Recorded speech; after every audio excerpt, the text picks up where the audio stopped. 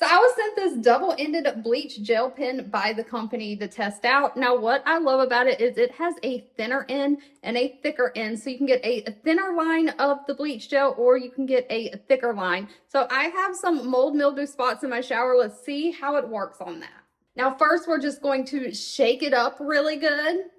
Okay, so as you can see in my shower, I've got some of these black mold mildew spots that's been giving me trouble, that's hard to clean. So I am going to use the thinner end of the gel, and I'm going to put this gel in these spots that are giving me hard time. All right, so it is 11:47, so I'll check back in 30 minutes. You're supposed to leave it for 30 minutes and then rinse it off.